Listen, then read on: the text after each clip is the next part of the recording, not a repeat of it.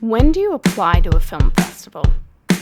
This is one of my pet peeves, I have to say, and I'm trying to lead with kindness and positivity, but I might get really annoyed right now. I work as an editor sometimes, and sometimes people come to me with a film saying, oh, we have to have it edited in this really short, unachievable amount of time because some programmer told someone they know, or them, or a friend of a friend of a friend, that they're interested in their film for their really humongo film festival, one of those top 10.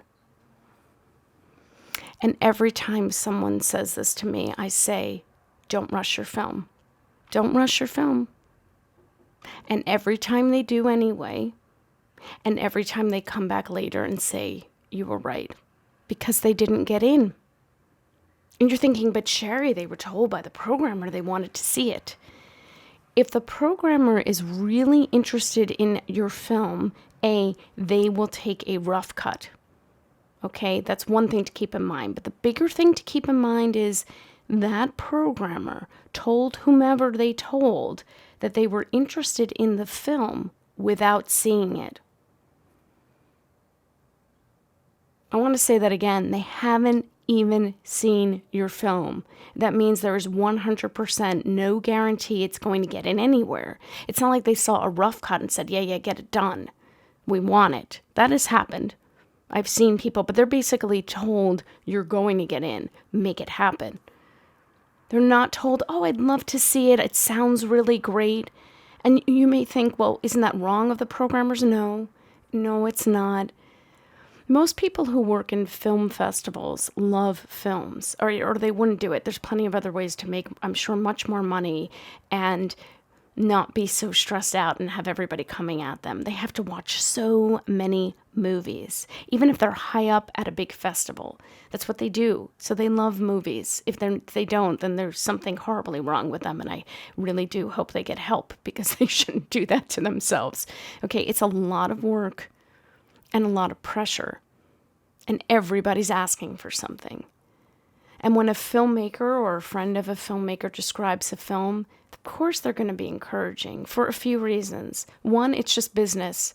You don't ever say like, well, we don't know you. I can't, because they don't know you could be the next big thing. That would be stupid. That's number one. Number two, because they're a film lover, they understand what the indie film world is like, and they want to be encouraging of you. Absolutely, of course, I want to see your film. It sounds like you worked really hard. Sounds like you really got something created. Congratulations on just getting this far. And I hope you finish it, and I would love to see it.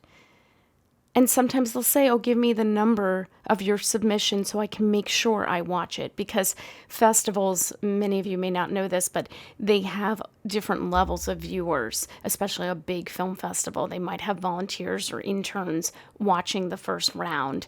And so sometimes it never gets to the actual programmer if they've already put the kibosh on it. So having somebody higher up who's willing to see it is great because at least you know, okay, it's going to get to the people who are really making those final decisions about what films get in. Or maybe you know that programmer seems to get your work, so you want to make sure it gets there because that is a risk with every film festival. So just so you know, like the first two people watching it may just not like the types of films you make. It doesn't mean your film isn't good. It just means they didn't like it. So having a programmer say, hey, I definitely want to see it. I'll definitely look for it. That's great. It does help you a little bit and make sure it gets in front of the right person. But it's not a guarantee. That person has said that same comment to 50 people, 100 people, God knows how many people. Many people are told that because they're being encouraging. Or maybe, again, they think that it could be a really big thing and they don't want to miss out.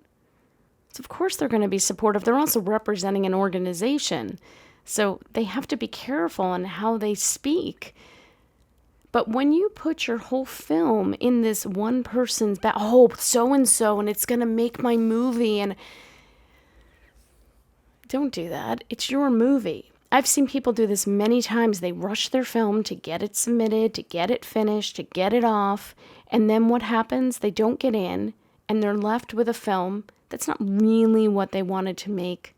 That was not a fun experience in the end. They didn't get to enjoy it because they were so busy rushing.